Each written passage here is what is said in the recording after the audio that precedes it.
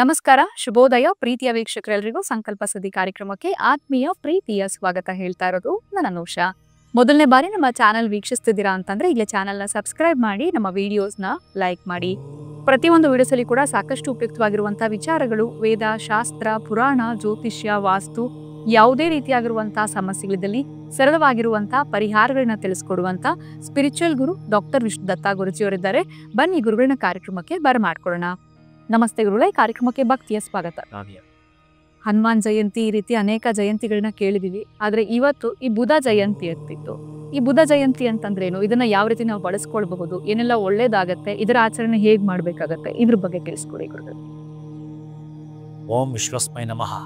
ಪ್ರೀತಿಯ ಬಂಧುಗಳೇ, ಬುಧ ಅಂತಾರೆ ನೀವು ಗುರು ಅಂತ ಕನ್ಸಿಡರ್ ಮಾಡ್ತೀರಲ್ಲ, ಹಾಗೆ ಬುಧನು ಕೂಡ ನಮಗೆ ಗುರು ಆಗ್ತಾರೆ, ಜ್ಞಾನಕ್ಕೆ ಸಂಬಂಧಪಟ್ಟವ.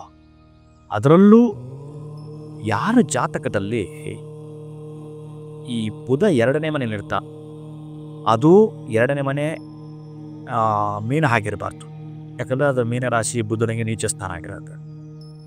ಏನಾದರೂ ಇವ್ರದ್ದು ಸಿಂಹ ಲಗ್ನವಾಗಿ ಈ ಎರಡನೇ ಮನೆಯಲ್ಲಿ ಬುಧ, ಅಥವಾ ಒಟ್ಟಾರೆ ಎಲ್ಲಾದರೂ ಇಟ್ಕೊಳ್ಳಿ, ಮೀನರಾಶಿ ಹೊಂದ್ಬಿಟ್ಟು ಬುಧ ಎಲ್ಲಾದರೂ ಇಟ್ಕೊಳ್ಳಿ, ಅದ್ಭುತವಾಗಿ ವ್ಯವಹಾರ ವ್ಯಾಪಾರವನ್ನು ಮಾಡತಕ್ಕಂಥ ಚತುರ್ಮತಿತನವನ್ನು ಕೊಡುತ್ತೋ. ವ್ಯಾಪಾರಕ್ಕೆ ಬೇಕಾಗಿರೋವನೇ ಬುಧ. ನಾವು ಈ ಮಕ್ಕಳಿಗೆ ಸ್ವಲ್ಪ ತಟ್ಟು ಇರ್ತಾರಲ್ಲ, ಮಕ್ಕಳು ಓದೋದೇ ಇಲ್ಲ. ಇನ್ನು ಕೆಲವು ಮಕ್ಕಳು ಸ್ಕೂಲ್ ಕಾಲೇಜಲ್ಲಿ ಹೇಳೋವಾಗಲೇ ಕ್ಯಾಚ್ ಮಾಡಿಬಿಡ್ತಾರೆ. ಹೌದು. ಇನ್ನು ಕೆಲವು ಮಕ್ಕಳು ಮನೆಗೆ ಬಂದಲ್ಲೇ ಮತ್ತು ಓದ್ತಿರ್ತಾರೆ. ಇನ್ನು ಕೆಲವರು ಮಕ್ಕಳು ಮನೇಲಿ ಓದೋದೇ ಇಲ್ಲ. ಇವರಿಗೆಲ್ಲ ಬುಧ ಚೆನ್ನಾಗಿರ್ತಾನೆ. ಯಾರು ಚೆನ್ನಾಗಿ ಓದ್ತಾರೆ ಅವ್ರಿಗೆಲ್ಲ 100% ಬುಧ ಅದ್ಭುತವಾಗಿರ್ತಾರೆ. ಯಾರು ಚೆನ್ನಾಗಿ ವ್ಯಾಪಾರ ಮಾಡ್ತಿದ್ದಾರೆ, ಕಟ್ಟಿಟ್ಟ ಬುದ್ಧಿ, ಬುಧ ಮಾತ್ರ ತುಂಬ ತುಂಬ ತುಂಬ ತುಂಬ ಚೆನ್ನಾಗಿರ್ತಾರೆ. ಎರಡನೇ ಮನೆಯಲ್ಲಿ ಇರ್ತಾನೆ, ವ್ಯಾಪಾರ ಚೆನ್ನಾಗಿ. ಎರಡನೇ ಮನೆ ಅಥವಾ 5ನೇ ಮನೆ ಅಥವಾ 7ನೇ ಮನೆ, 9ನೇ ಮನೆ, 11ನೇ ಮನೆ ಎಲ್ಲಿದ್ರೂ ನಡೆದು ಬಿಡುತ್ತೆ. 4-3 ಇದ್ರೂ ನಡೆದು ಬಿಡುತ್ತೆ, ಕಡಿಮೆ ಇರಬಹುದು. ಆದರೆ ಮೀನರಾಶಿಯಲ್ಲಿ ಬುಧ ಹೋದಾಗ ಸ್ವಲ್ಪ ಚೆನ್ನಾಗಿ ಕೊಡ್ತಾರೆ. ಪಾಪ ವ್ಯವಹಾರ ವ್ಯಾಪಾರ ಸರಿಯಾಗಿ ಆಗೋಲ್ಲ. ಇಲ್ಲಿ ಏನು ಅಂತಂದರೆ, ಚೆನ್ನಾಗಿ ಮಾಡ್ಕೊಂಡು ಬಂದಿರ್ತೀರಿ, ಇನ್ನು ಸ್ವಲ್ಪ ಮಕ್ಕಳು ಸರಿಯಾಗಿ ಯಾಕೋ ಓದ್ತಾ ಇಲ್ಲ, ನಾವು ಟ್ಯೂಷನ್ ಕಳಿಸ್ಕೊಡ್ತೀವಿ, ಇನ್ನು ಮನೇಲೂ ಹೇಳ್ಕೊಡ್ತೀವಿ. ಮನೇಲಿ ಬಂದರೆ 2 ತಾಸು 3 ತಾಸು ಓದ್ತಾನೆ ಇರ್ತಾರೆ, ಸ್ಕೂಲು ಕಾಲೇಜ್ಗೂ ಹೋಗ್ತಾರೆ. ಯಾಕೋ ಆ ಪರ್ಸೆಂಟೇಜ್ ತೆಗಿಕೆ ಆಗ್ತಿರಲ್ಲ. ಈ ಮಕ್ಕಳಿಗೆ ಇವತ್ತೇಳಿ ಮಾಡಿಸಿರ್ತೀರ.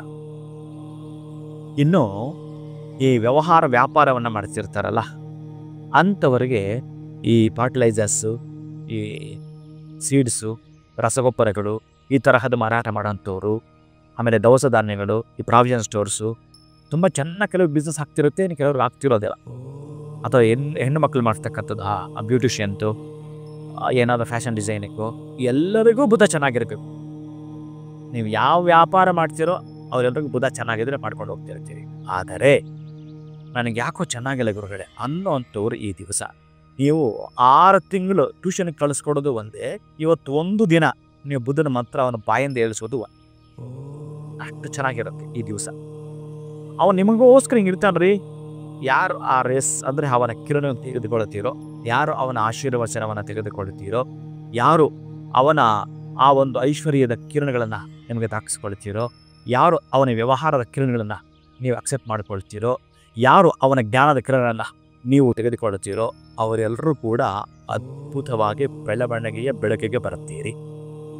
ಯಾವುದ್ಯಾವುದೋ ದಿವಸ ನೀವೇನೇನೋ ಮಾಡ್ತಿರ್ತೀರಿ, ಆದರೆ ಈ ದಿವಸ ನೀವು ಮಾಡಲೇಬೇಕಾಗಿರತಕ್ಕಂತಹದ್ದು ಹೆಸರು ಬೇಳೆಯಿಂದ ಪಾಯಸವನ್ನು ಮಾಡಿ, ಈಗ ನೀವು ಮನೆಯಲ್ಲಿ ಮಾಡ್ತೀರೋ ಅಥವಾ ಸಾಯಂಕಾಲ ಮಾಡ್ತೀರೋ ಅಥವಾ ದೇವಸ್ಥಾನಕ್ಕೆ ಕೊಡ್ತೀರೋ, ಉತ್ತರೇಣಿ ಗಿಡದ ಬೇರನ್ನು ತಂದು ಒಂದು ಎತ್ತರ ಕಟ್ಟಿ ಮಕ್ಕಳಿಗೆ ಇವತ್ತು ಅರ್ಪಣೆ ಮಾಡ್ತೀರೋ, ಒಂದು ಉತ್ತರೇಣಿ ಗಿಡದ ಎಲೆಗಳನ್ನು ತಂದು ಮನೆಯಲ್ಲಿ ಇಟ್ಕೊಂಡಿತ್ತು, ಆ ಒಂದು ಎಲೆಗಳನ್ನು ಸಂಪೂರ್ಣವಾಗಿ ತೊಳೆದು ಬಿಟ್ಟು ಅದಕ್ಕೆ ಅರಿಶಿನ ಗಂಧ ಬೆರೆಸಿಬಿಟ್ಟು ಒಂದು ಡಬ್ಬಿಯಲ್ಲಿ ಇಟ್ಟು ಬಿಟ್ಟು ಆ ಮಕ್ಕಳ ಟೇಬಲ್ ಮೇಲೆ ಇಟ್ಟು ಡೈಲಿ ಮುಟ್ಟಿ ನಮಸ್ಕಾರ ಮಾಡ್ಕೊ ಅಂತ ಹೇಳುವಂಥದ್ದು ಬುಧ ಜಯಂತಿ ದಿವಸ.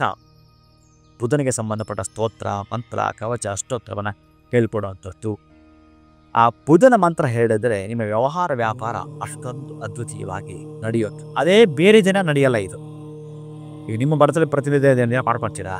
ಅರ್ಜಮ್ಮ ಎಲ್ಲ ಪ್ರತಿನಿತ್ಯ ಸಾಧ್ಯನೋ ಚಾನ್ಸೇ ಇಲ್ಲ. ಹಾಗೆ ಬುಧ ಜಯಂತಿ ಅಂತ ಬಂದಾಗ ಆ ದಿನದಲ್ಲಿ ನೀವು ಅವರನ್ನು ಮೊರೆ ಹೋಗುವಂಥದ್ದು, ಆ ದಿನ ಅವರ ಕೃಪೆಗೆ ನೀವು ಒಳಗಾಗುವಂಥದ್ದನ್ನು ಮಾಡಿಕೊಳ್ತೀರಿ ಅಂತಂದರೆ ಹಸಿರು ಬಣ್ಣದ ವಸ್ತ್ರವನ್ನ, ಹೆಸರು ಕಾಳು, ಬೆಲ್ಲವನ್ನ, ಹಾಗೇ ನನಗೆ ಜಾಬ್ ಬೇಕೇ ಬೇಕು ಅನ್ನೋಂಥವ್ರು ಇದ್ರ ಜೊತೆ ಗೋಧಿ ಆ್ಯಡ್ ಮಾಡಿಕೊಂಡು ದಾನ ಕೊಡ್ತೀನಿ ಅಂತಂದರೆ, ನೀವು ಅವರಿಂದ ಆಶೀರ್ವಚನ ಪಡೆದುಕೊಳ್ತೀರ ಅಂತಂದರೆ, ಮತ್ತೆ ಇವತ್ತಿಂದ 27ನೇ ದಿನದ ಒಳಗಡೆ ನೀವು ಜಾಬ್ ಕಟ್ಟಿಟ್ಟ ಬುತ್ತಿ ಪಡೆದುಕೊಂಡೇ ತೀರುತ್ತೆ.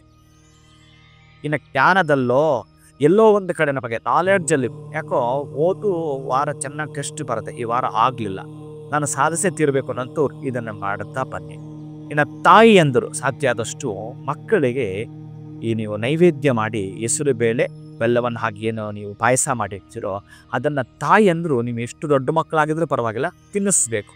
ಉತ್ತರಕ್ಕೆ ಮುಖ ಮಾಡಿ ನೀವು ಈ ಸಿಹಿಯನ್ನು ತಿನ್ನಿಸೋದ್ರಿಂದ ಅತ್ಯಂತ ಅಭಿವೃದ್ಧಿಯನ್ನು ಕಾಣ್ತಾರೆ ಮಕ್ಕಳು. ಇನ್ನು ವ್ಯವಹಾರ ವ್ಯಾಪಾರ ಮಾಡೋದಂತೂ ತಪ್ಪದೇ ಬೆಲ್ಲವನ್ನು, ಹಸಿರು ವಸ್ತ್ರದ್ದು ಪ್ಲಸ್ ಗೋಧಿಯನ್ನು ನೀವು ದಾನ ಮಾಡಿಕೊಳ್ಳಿ, ಪರೀಕ್ಷೆ ಮಾಡಿ. ಖಂಡಿತ ಗುರುಳೆ, ಬಹಳ ಅದ್ಭುತವಾಗಿರುವಂಥ ದಿನ ಇವತ್ತು ಅನ್ನೋದನ್ನ ನಾವು ತಿಳ್ಕೊಂಡ್ವಿ. ಇನ್ನು ಜಾತಕದಲ್ಲಿ ಬುಧ ಎಲ್ಲಿದ್ದಾಗ ಯಾವ ರೀತಿಯಾಗಿರುವಂತಹ ಫಲಗಳು ಸಿಗುತ್ತೆ, ವಿದ್ಯಾರ್ಥಿಗಳಿಗಾಗಿರ್ಬೋದು, ವ್ಯಾಪಾರಿಗಳಿಗಾಗಿರ್ಬೋದು, ಯಾವ ರೀತಿ ಈ ದಿನದ ಒಂದು ಆಚರಣೆನ ಮಾಡಬೇಕು, ವಿಶೇಷವಾಗಿ ತಾಯಂದ್ರು ಏನು ಮಾಡಬೇಕು, ಏನೆಲ್ಲ ದಾನಗಳನ್ನ ಮಾಡಬೇಕು ಅಂತ ಅದ್ಭುತವಾಗಿ ತಿಳಿಸ್ಕೊಟ್ಟಿದ್ದೀರಾ. ಧನ್ಯವಾದಗಳು ತಮಗೆ. ನಮಸ್ಕಾರ. ಹರೇ ಶ್ರೀನಿವಾಸ.